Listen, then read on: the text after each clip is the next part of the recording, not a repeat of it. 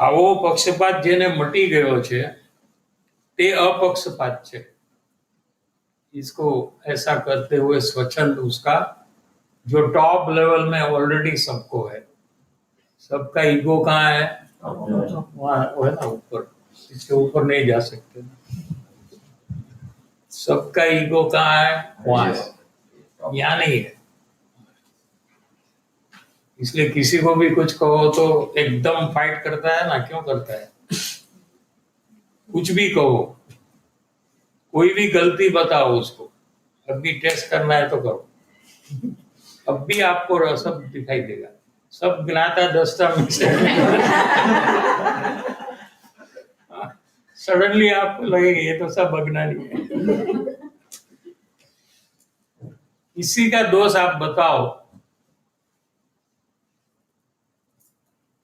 फिर देखो रिएक्शन।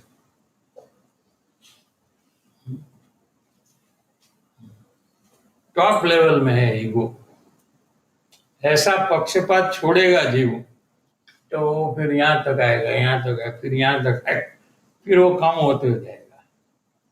तो कम होगा तो क्या उसका सिम्टम क्या, कि वो दोष सुनने के लिए तैयार हो जाएगा। इसका सिम्टम है ये कि आपका ईगो कम है, हुआ है कि नहीं, चेक कर लो आप। कोई आपका दोस्त बताए तो आप देखने के लिए रेडी हो जाएंगे कि आप में है कि नहीं वो दोस्त।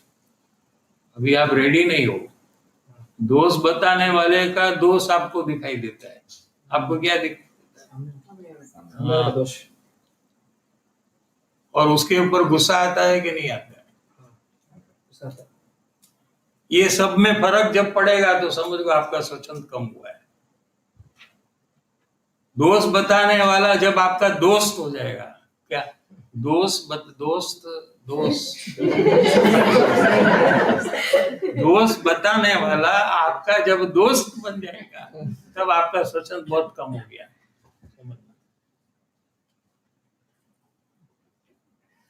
इसलिए कि आपको भी दोस्त से छूटना है, इसलिए वो आपको हेल्प कर रहा है, तो आपका दोस्त हुआ कि नहीं? क्या आपको दोस्त से छूटना है, ठीक है?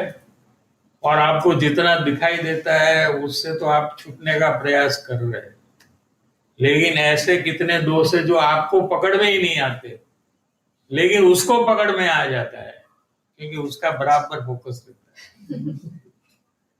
वो मास्टर है ना, सब लोग दूसरे के दोस्त देखने में, सबने पीएचडी कर लिया है दूसरे के दोस्त देखने में। छोटे में छोटा दोस्त पकड़ लेगा उसका, हा? और आपको बताएगा तो आप उससे बच सकते हो। तो आपका फ्रेंड हुआ कि नहीं हुआ? हाँ। वो 25.24 पॉइंट है ना, क्या गया भाई? हाँ, मैं लेके भूल गया।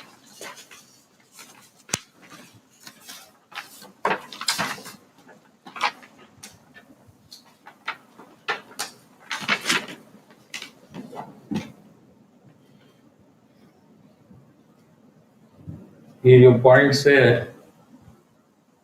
इसमें पहला पॉइंट है कि જ્યારે પણ હું દોષનો સ્વીકાર કરું છું, वैसे तो करते ही नहीं हम, अगर करते हैं कभी तो गलत प्रकार से कैसे करते हैं, ये पॉइंट है उसका। नहीं करते उसकी तो बात है ही नहीं है। सब जगह में वो सामने वाले का ही दोस्त जिसको दिखता है उसकी बात तो यहाँ है ही नहीं। लेकिन जब मैं मेरा दोस्त का स्वीकार करता हूं तो मुझे स्वीकार करने में कितना टाइम लगता है, यहाँ टाइम से एक पॉइंट लिया है। भाई सुबह मुझे बोला था इसने दोस्त, अभी शाम को मुझे लगता है कि वो मेरा दोस्त है। मैंने पूरा दिन उसको लगा समझने में, क्या तो ये स्वीकार बराबर नहीं है। તરત તે જ સમયે દોષનો સ્વીકાર કરું છું કે પછી 10 મિનિટ अथवा કેટલો સમય લાગે છે? दोषનો स्वीकार दोषને જોઈને થવો જોઈએ. कभी भी कोई दोष बताए तो हमको देखना, उसको नहीं देखना. दोष बताने वाला को नहीं देखना. किसको देखना? दोष को देखना. हम किसको देखते हैं? और दोष को नहीं देखते. बस यहां से प्रॉब्लम चालू हो गया. दोष बताने वाले से नजर हटाकर दोष के ऊपर नजर ले जाना और फिर अपने में वो दोष है कि नहीं देखना. है तो स्वीकार लेना तुरंत. कोई दोष बताव्यो होय અને પોતાનો ये दोष देखाय नहीं, ये दूसरा पॉइंट है. ये कोई बता रहा है आपको दोष, लेकिन आपको तो वो दोष दिखता नहीं. आपने चेक किया लेकिन आपको तो लगता नहीं है कि तो मैंने दोष किया नहीं है. પોતાનો दोष દેખાય नहीं तो सारी रीते तपासવું જોઈએ. सारी रीते माने क्या कि सामने वाला बंद कर, अपन को सामने वाला बन जाना चाहिए और वहां से ये अपना दोष दिखना. अपना एंगल से तो अगर आपको दोष नहीं दिखाई देता है, क्योंकि वो सामने वाला उसके एंगल से देखता है, अपने एंगल से वो नहीं देखता है. हम आपको देखते हैं यहां से वहां और आप वहां से हमको यहां देखते हैं. समझ में आ रहा है? तो आपको आपके एंगल से दोष दिखता है तो मुझे वहां आकर बैठ जाना चाहिए और यहाँ देखना चाहिए. और मुझे दोष दिखाई दे तो मुझे स्वीकारना चाहिए, और स्वीकारने से मुझे बहुत बड़ा लाभ हो रहा है ऐसे मानकर एकदम हर्ष से, खुशी से स्वीकारना चाहिए. रोते रोते नहीं.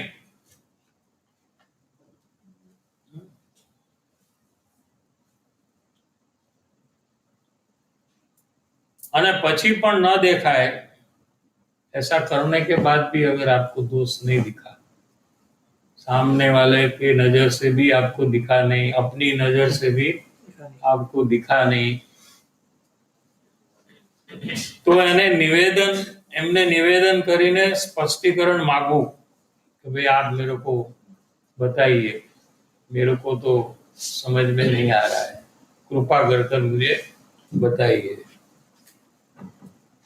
પોતામાં ફરીથી એ दोष જોઈ અને પછી પણ जो दोष न देखाय तो मौन रहવું. उसके साथ कोई चर्चा में, वाद विवाद में उतरना नहीं, क्योंकि वापस आपका स्वच्छंद बढ़ जाएगा ये सब करने से. दोषना स्वीकारनी સાથે दोष बताववाળા जीव प्रत्ये उपकार बुद्धि आवी જોઈએ. ये स्वच्छंद कम हुआ है तो ऐसा होगा.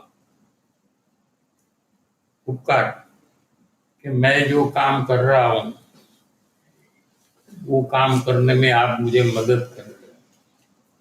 मैं क्या काम कर रहा हूं? दोष का स्वीकार करने का, क्योंकि मुझे दोष से छूटकर सिद्ध बनना है. परम निर्दोष दशा मुझे प्रकट करनी है. तो मैं तो प्रयास कर ही रहा हूं और आप मुझे उसमें हेल्प करते हैं, तो ये आपका उपकार है. क्या ऐसा अंदर में लगना चाहिए. दोष बताने वाले से संबंध सुधरना चाहिए. दोष बताया नहीं जब तक तो जो संबंध था, जो प्रेम था, दोष बताने के साथ वो बढ़ना चाहिए. प्रेम વધવો જોઈએ. दोष बतावाळा સાથે દલીલ ના કરવી જોઈએ. दलील, आर्ग्यूमेंट्स. कोई सफाई आपवी ना चाहिए कि भाई ये दोष तो हुआ लेकिन आपको मालूम नहीं है कि क्या कारण था. आप कारण तो जानो, ये दोष तो मैंने किया है लेकिन उसका कोई कारण है. कारण नहीं बताना.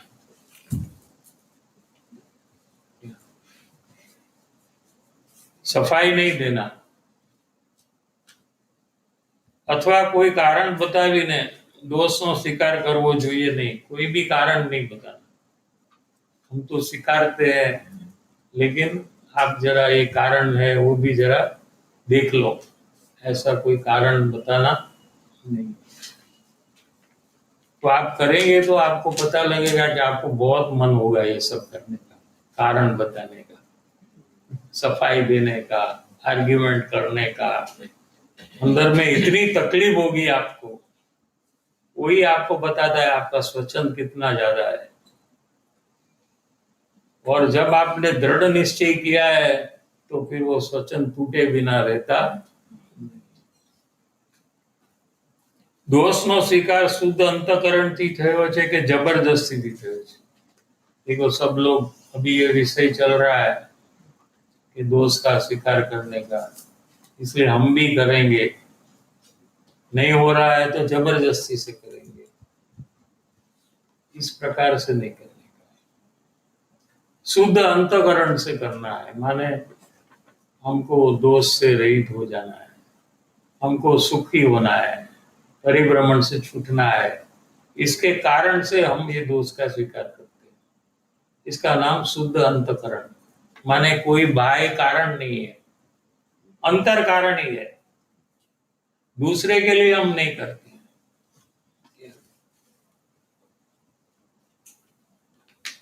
અધૂરો સ્વીકાર કરવામાં પણ દોષનો પક્ષ છે।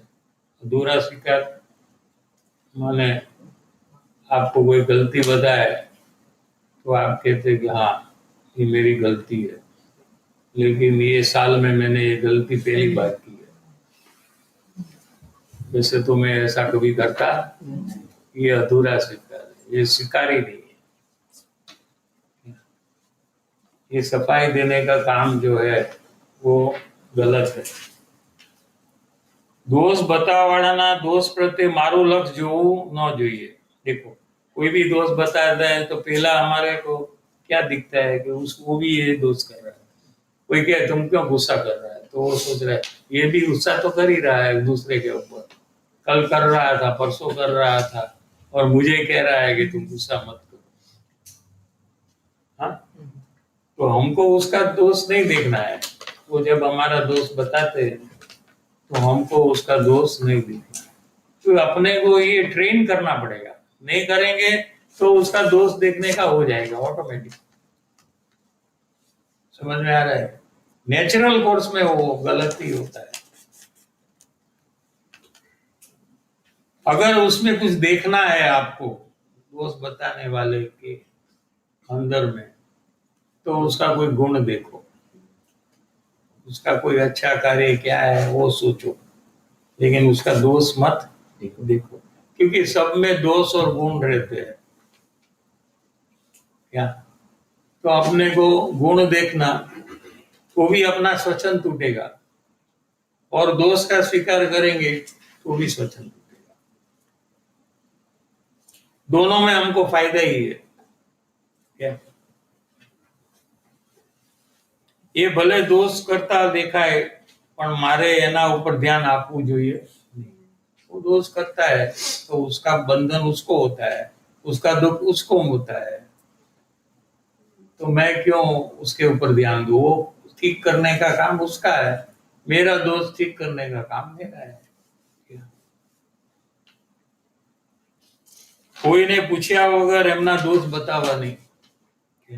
ऐसे ही आप जो सबके दोष बताते हो ऐसा कभी नहीं करना। कोई आपको कहे कि मेरा दोष बताओ तो ही आपको उसका दोष बताना चाहिए ऑन रिक्वेस्ट। वो क्या कहते हैं, SOS कहते हैं, इमरजेंसी। हाँ SOS इमरजेंसी। इमरजेंसी से ये ऑन रिक्वेस्ट। दोष बतावड़ा प्रत्ये कई ग्रंथि बांधवी नहीं, એટલે એના ઉપર કોઈ ગ્રજ नहीं होવું જોઈએ। आ तो कभी भी मेरा दोष ही बताता है, ऐसा एक अंदर में ग्रज शल्य ये नहीं होना चाहिए। પણ એના પ્રત્યે વાત્સલ્ય વધવું જોઈએ, इसके प्रति प्रेम बनना चाहिए। બધાની સામે જઈને કહેવું કે મને મારા दोष बतावानी कृपा करो, ये तो आगे का जो बड़ा है ना उसकी बात है। जो ऐसा प्रैक्टिस बहुत हो गया तो अभी वो तो कहता है दुनिया में जितने लोग हैं सब मुझे दोष बता सकते हैं, क्या मैं तो सब दोष का स्वीकार करने के लिए तैयार हूं। હું કોઈની સાથે સંબંધ બગાડીશ नहीं, ऐसा एश्योरेंस देना। कोई कहते हैं ना हमको तो कोई दोस्त बताते नहीं है, हम कहते हैं तो भी नहीं बताते, तो वो आपसे घबरा रहे वो लोग कि दोस्त बताने के बाद आप क्या करेंगे, क्या इसलिए कोई बताता नहीं। उसका मतलब कोई ऐसा समझता है कि मेरे में दोष ही नहीं है, नहीं तो क्यों नहीं बताते कोई। ऐसा कंफर्ट आपने दिया नहीं है उसको कि वो बता सके। પોતાના दोषને મોટો જોવો। अभी क्या हमको आदत है अपना दोष को छोटा करना, और वही दोष दूसरा लोग करे ना तो उसको हम मैग्नीफाई कर लेंगे। क्या कहा, जैसे कोई गुस्सा करता है तो वो दोष है ना, तो आपको कैसा लगता है वो दोष, छोटा के बड़ा? एकदम बड़ा लगता है, पेट में मैग्नीफायर लगाया है। और वही दोष गुस्सा आप करो तो वो एकदम छोटा हो जाता है। कभी कभी हो जाता है गुस्सा, वैसे तो मैं करता नहीं। तो इसको ठीक करने के लिए क्या करना, मैग्नीफायर यहाँ लगा देना बस, और कुछ। यहाँ मैग्नीफायर लगाना, अपना दोष को बढ़ा देना और दूसरे का दोष को छोटा करना। दोष करियो एनो स्वीकार न करवो ये पक्षपात है। पक्षपात समझ में आ गया? दोष का स्वीकार नहीं करना, इसका नाम पक्षपात है, और यही स्वच्छंद बढ़ोतरी का कारण है, और जिसके फलस्वरूप जीव चार गति में परिभ्रमण करता है। ये छोड़वानुं छे। जे पण मने पकड़मां आवे एमा दोष शू छे, जो भी सामने वाला कहे उसमें हमको क्या देखना है, उसमें अपना दोष पकड़ने का प्रयास करना है।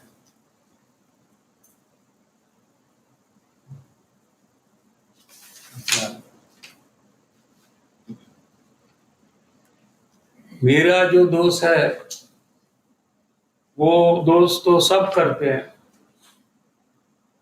ऐसा मानना ये पक्षपात है। गुस्सा तो सब करते हैं, झूठ तो सब बोलते हैं, कौन है ऐसा जिसने झूठ नहीं बोला है? सब बोलते हैं ना कभी कभी। तो ऐसे कर कर सब दोष को छोटा करने का जो भी प्रयास करता है ये पक्षपात है। હું તો ક્યારેક જ આવું કરું છું એ માનવું એ પણ પક્ષપાત है। कहते हैं या अंदर में देखते हैं कि मैं तो कभी करता हूँ, ज्यादातर तो ऐसा दोष नहीं करता हूँ, ये भी एक पक्षपात है। હું કાંઈ સારું કરું છું એ તમે કેમ જોતા નથી? कोई दोष बताया तो उसको जाकर वो कहते हैं मैंने इतना अच्छा किया, वो तुमको दिखता नहीं क्या? मैंने तुम्हारा इतना काम कर दिया, वो तुम्हें दिखता नहीं? ये एक गलती तुमको दिखती है खाली, करते हैं ना? हाँ, ये भी पक्षपात है, ये दोष का स्वीकार नहीं है। હું સારું કંઈક કરું છું તે તમે કેમ નથી જોતા?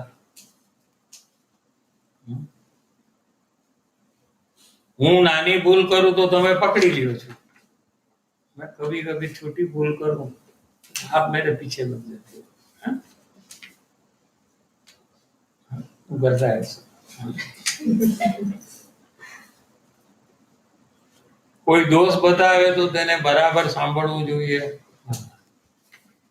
ये भी एक दोष है कि कोई कॉर्नर हो गया, अभी दोष बता रहा है, उसको पता लग गया कि सबको पता है, अभी तो मुझे मानना तो पड़ेगा ही, नहीं तो सबको मालूम हो जाएगा। आई हैव बीन कॉर्नर्ड, अभी मैं इससे बच नहीं सकता हूँ, स्वीकारना ही पड़ेगा। ठीक है, तो फिर वो क्या करता है, तो फिर सॉरी सॉरी कह देते जल्दी, तो वो बंद करे। वो सॉरी में फीलिंग में आकर सॉरी नहीं कहता है। वो क्या कहा, सॉरी एक फीलिंग है, sorry is not only word. तो उसको पता लगता है कि मैं सॉरी बोल दूं तो ये बंद कर देगा अपना बोलने का, और फिर भी बोलेगा तो मैं सॉरी तो कहा ना, अभी क्या बोलते रहते हो तुम। कितनी बार मैं सॉरी बोलूं, फिर उसके ऊपर गुस्सा करता है फिर। हाँ? ये जब स्वीकारता है ना तभी ऐसा करता है, नहीं स्वीकारता है उसकी बात नहीं हो रही है, लेकिन गलत रीत से जो स्वीकार रहा है ना उसकी बात हो रही है।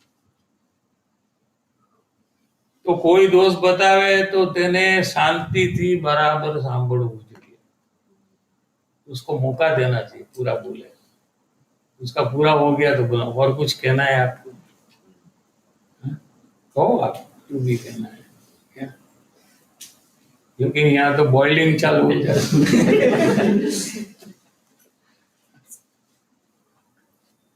વચ્ચે બોલવું જોઈએ नहीं,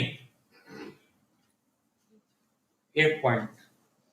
अगर कोई दोस्त बताता है तो पहला क्या करता है मालूम है, कौन कौन है यहाँ, कौन कौन सुन रहा है, वो उसको उसका प्रॉब्लम है कि कौन कौन सुन रहा है, फिर ये लोग क्या कहेंगे मुझे। उसको दोस्त में इंटरेस्ट नहीं है, क्या दोस्त किया है उसका, उसमें इंटरेस्ट नहीं है क्या।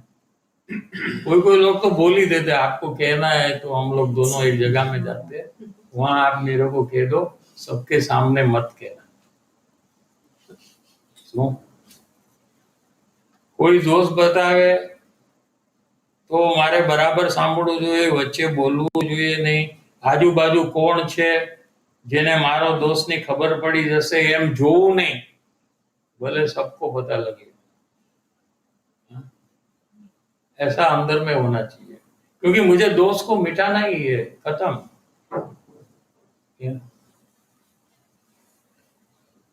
भले आखी दुनिया ने खबर पड़े मारा दोस्तनी तो जो दोस्ती रहते, बोले पूरी दुनिया, आप माइक में बोलो भाई, सबको बोले पता लगे, आप क्यों इतना धीरे से बोल रहे हो, जोर से बोलो, सबको भले पता लगे कि मैं कैसा हूं।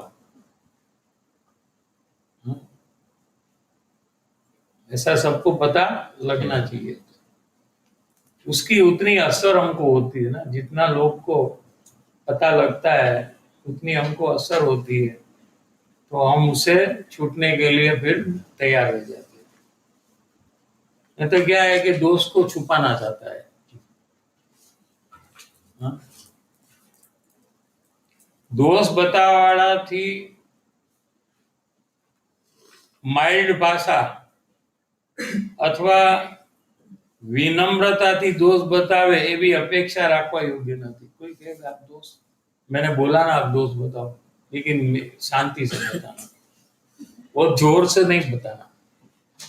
मैं सुनने के लिए रेडी हूं ना, आपको कहा ना, एकदम धीरे से मुझे बताओ, और कठोर भाषा का उपयोग मत करना, एकदम प्रेम से बताओ मेरे को, मैं स्वीकारने के लिए तैयार हूं। ये भी पक्ष है, आप जोर से बोलो, जितना जोर से कहना उतना जोर से बोलो। हाँ? मेरे को आपको नहीं देखना है, मेरे को तो दोस्त को देखना है। दोस्त बतावाड़ानी माइल्ड भाषा अथवा विनम्रता, जरा विनय रखना, जरा दोस्त बता थोड़ा, मेरी उम्र क्या है आप देखो। मेरी समाज में क्या प्रतिष्ठा है, जरा ध्यान रखो। मैं घर का वडील हूँ, मेरे बच्चे, उसके भी बच्चे, जरा सादी सिंपल भाषा में नहीं, आप सबको कह दो, बच्चे लोग को भी कह दो मैं क्या गलती करता हूँ,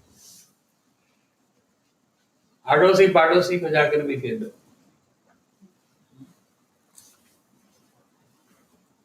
પણ કઠોરથી કઠોર ભાષામાં પણ જો જોશ બતાવશે તો સ્વીકાર કરવાની એવી તૈયારી હોવી જોઈએ।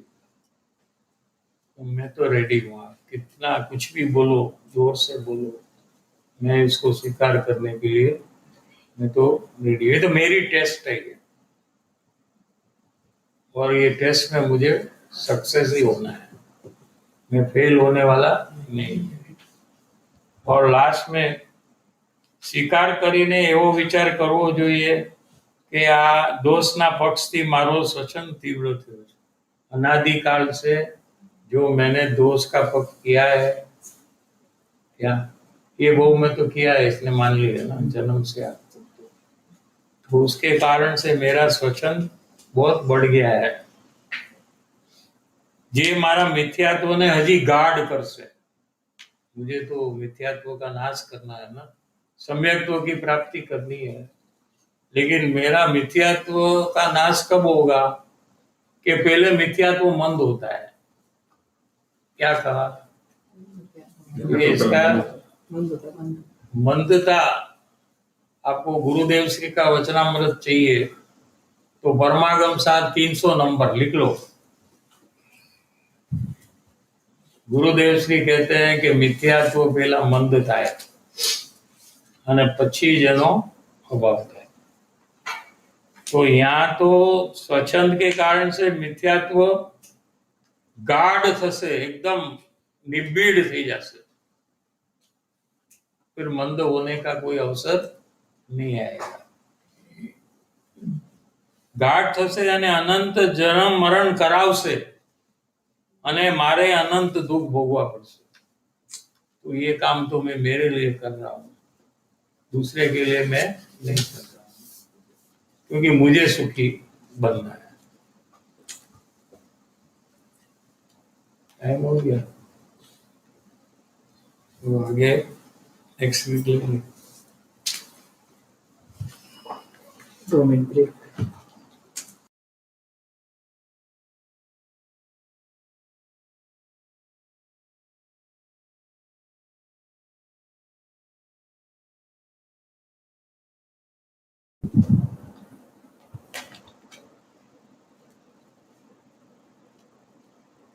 मंजू आंटी का प्रश्न।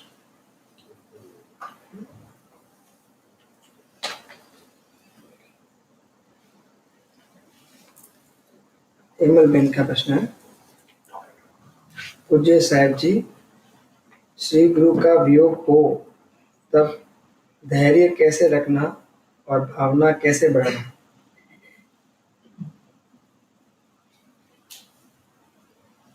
में जो भूतकाल में जीव ने देवगुरु शास्त्र और ज्ञानी का विरोध किया है,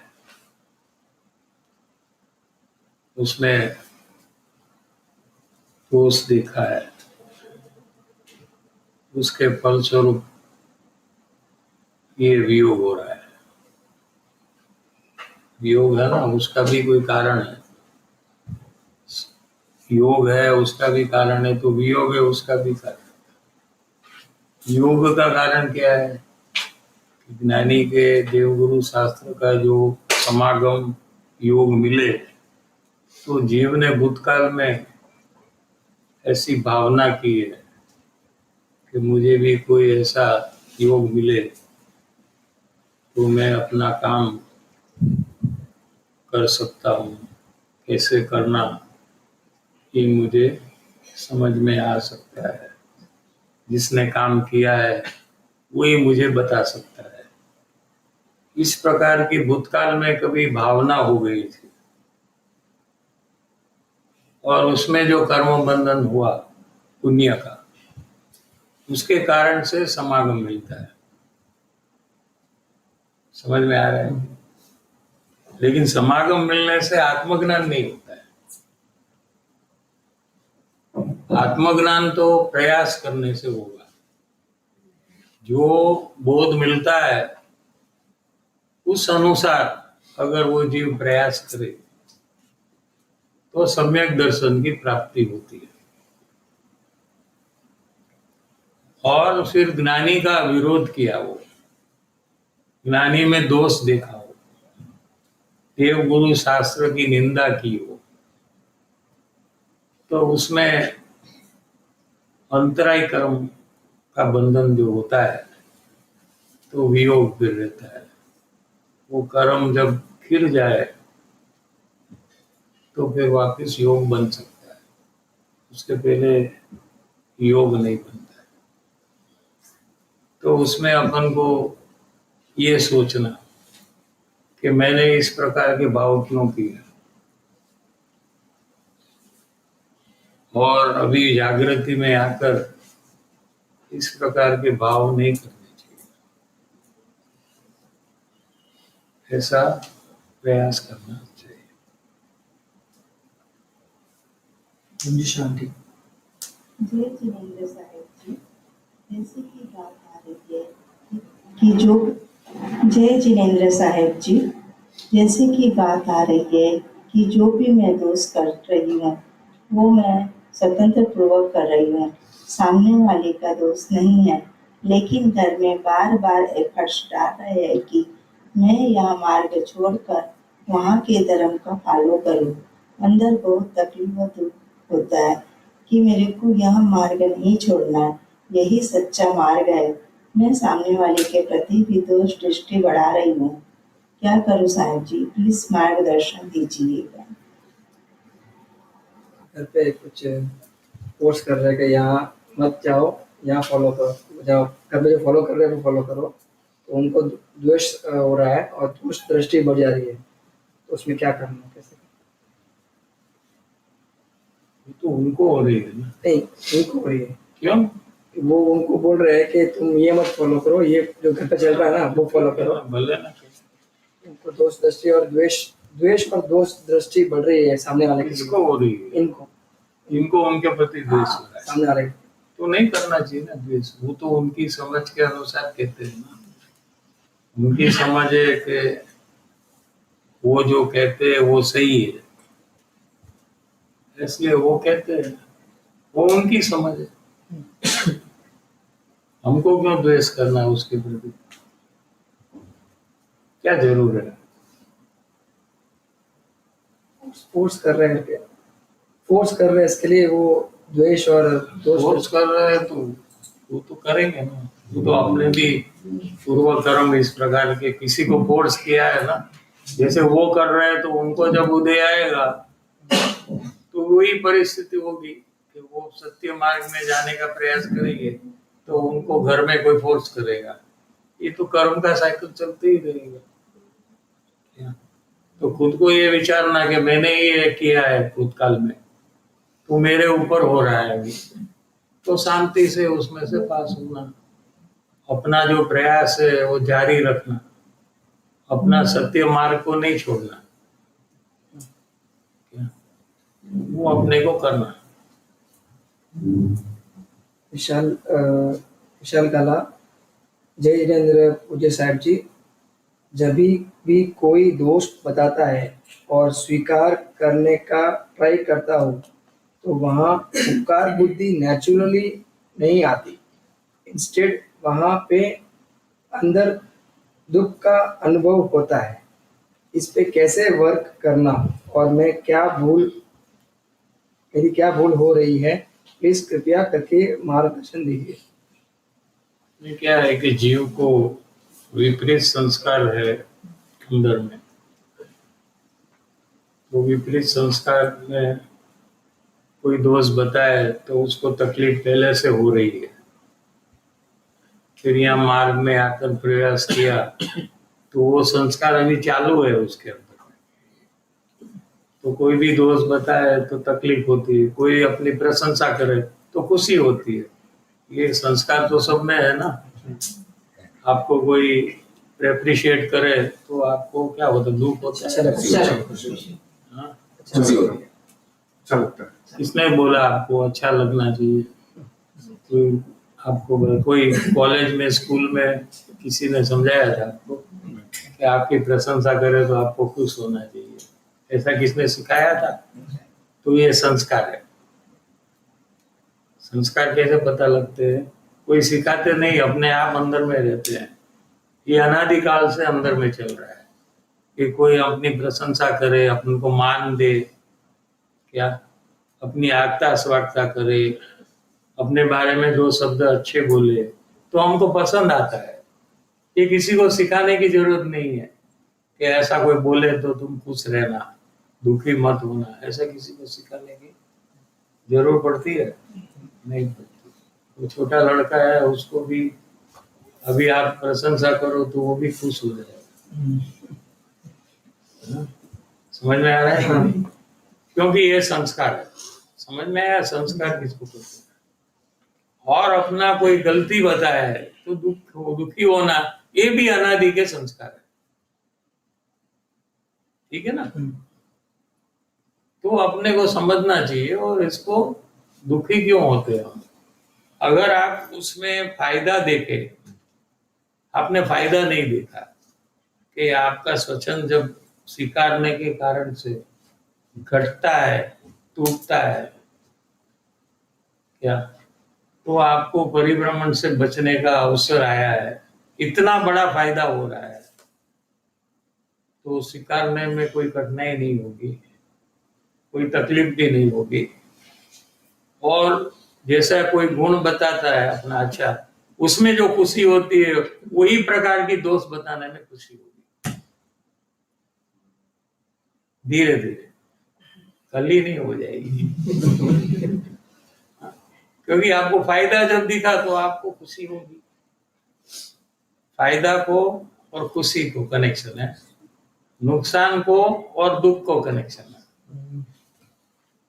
तो आप ये देखते हैं तो वो बाजू नुकसान क्या है वो देखिए ना, कि आपको तकलीफ हो रही है, तो नुकसान आपको क्या है कि आपको तकलीफ हो रही है, वो ढूंढिए आप। शायद कोई दूसरे लोग को पता लग जाता है कि आप में दोष है, तो आपको उसमें तकलीफ होती है। ऐसा भी होता है कभी कभी, सबका अलग अलग प्रकार है। वास्तविक देखे तो ये प्रयोग में जो आते हैं स्वच्छंद मिटाने का, दोष का एक्सेप्ट, वो थोड़े टाइम में, शुरुआत में उसको कठिनाई आती है, क्योंकि कभी किया नहीं है ये काम, अनंत काल में कभी किया नहीं, ये भाव नहीं, जब से वो है तब से उसने किया नहीं है, और पहली बार वो चालू कर रहा है, तो शुरुआत में कठिनाई अवश्य होगी, खुद का जोर लगाना पड़ेगा। नेचुरल कोर्स में नहीं होगा ये, क्या नेचुरल कोर्स में नहीं होगा, खुद को प्रयास करते रहना चाहिए। फेल होगा फिर प्रयास करेगा, फेल होगा फिर प्रयास करेगा, ऐसे करते करते करते एक टाइम ऐसा आएगा कि उसको अंदर में इतनी शांति हो जाएगी, इसके फलस्वरूप फिर वो अपने आप यही करेगा, उसको स्वयं करने का उत्साह चालू हो जाएगा। ऐसी कभी उसको शांति नहीं आई, ऐसी शांति उसको आएगी, उसको बहुत अच्छा लगेगा, बहुत लाइट फीलिंग होगा, बार बार जो है अंदर में वो सब एकदम कम हो जाएगा। तो वो फिर स्वयं अपने को मोटिवेट स्वयं करेगा, दूसरे को बताने की जरूरत फिर उसको पड़ती नहीं है, फिर वो पूरा ही काम कर लेगा आगे। परम पूज्य परम उपकारी श्री सद्गुरु देवनु जय हो। प्रसन्नमूर्ति पूज्य भगवती मातनु जय हो। पूज्य श्री कृपालु देवनु जय हो। परम पूज्य श्री शशि प्रभुनु जय हो। त्रिकालवर्ती पंच परमेष्ठी भगवंतोनु जय हो। सनातन दिगंबर जैन धर्मनु जय हो। तीन लोक तीन काल वर्ता सर्वे ज्ञानी धर्मात्माओं जय हो।